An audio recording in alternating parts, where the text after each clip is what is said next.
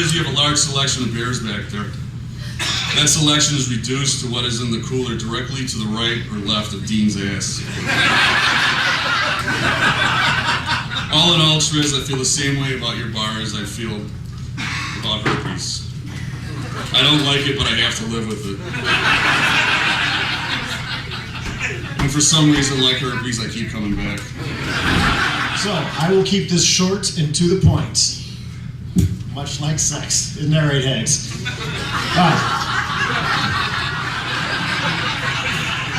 Johnston, I don't know why you're laughing. You make everyone uncomfortable when you show pictures of your kids. It's like porn for Maury Povich. David Johnson, you are not the father. You know, I don't mind when Dean brings home this endless procession of dish rag whores at all hours of the night. It doesn't bother me in the least. What bothers me is the screaming and crying that I hear coming from his bedroom during the night. And after the screaming and crying, I hear the woman tell him that he's got to quiet down or she's going to leave. A strong Catholic girl. Dean was a strong Catholic man, but powers that be, it just came to a point where one Saturday afternoon on the front porch on their home over off of Collins Street, Dean and Lorraine were in the midst of the act. All the clothes were on the floor, everything was supposed to be safe, and lo and behold, Lorraine's mother and her grandmother came up the steps, walked through the screen door, and saw their daughter and granddaughter Lorraine and Dean buck-ass naked on the chaise lounge. And she was so shook up. That's easy for Dean to say. She was so shook up.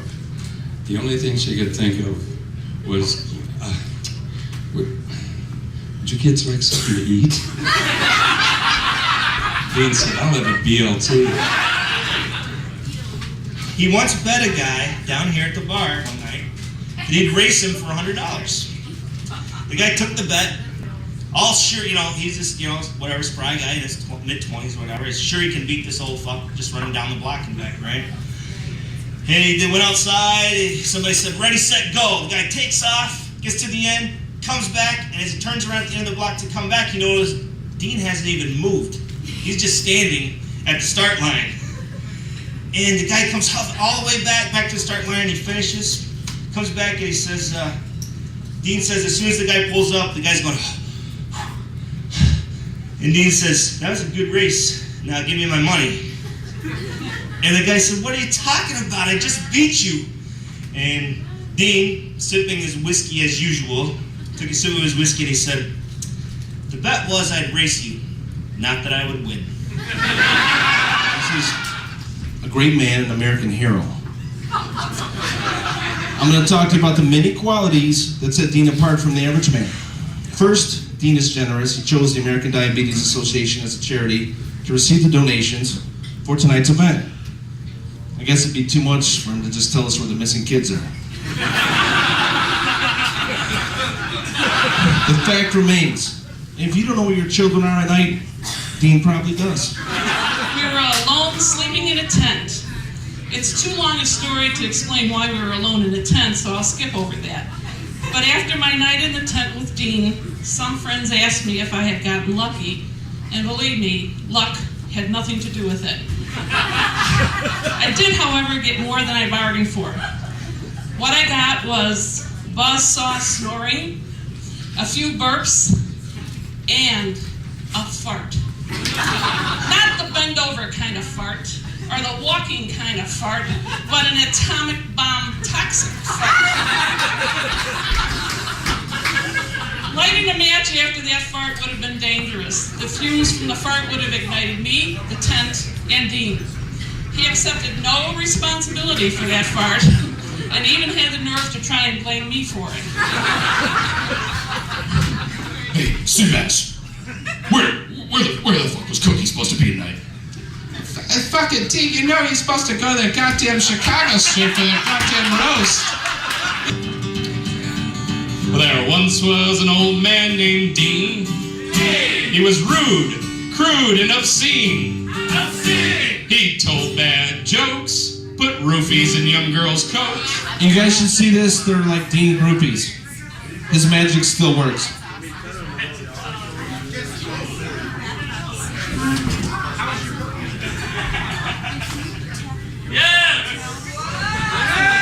Nice.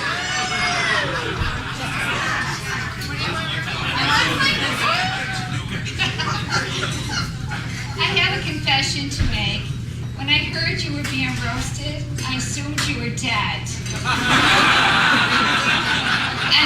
And being roasted was another way of saying cremated. I'm embarrassed to say that I thought I'd get a few bucks off the deal.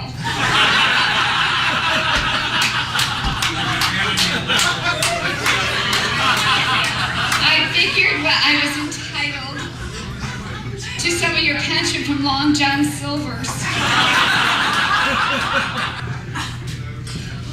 Your ponytail was only this long. What? I remembered it like it was yesterday. I was at recess with the rest of the 4th grade class. And there you were, parked across the street. Midnight, we were drunk, real drunk.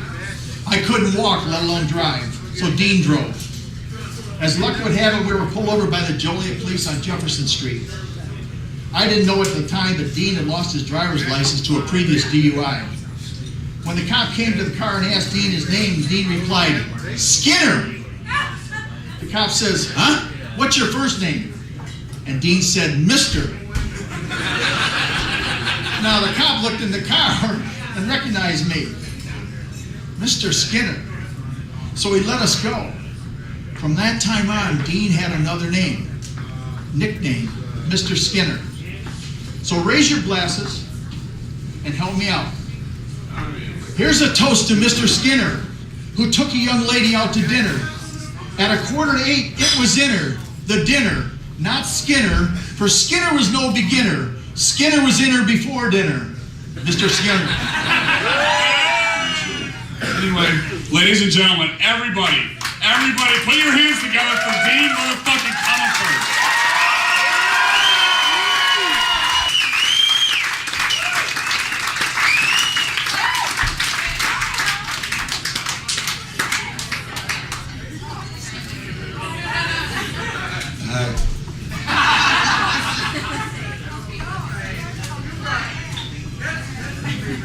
If assholes could fly, this place would be a fucking airport.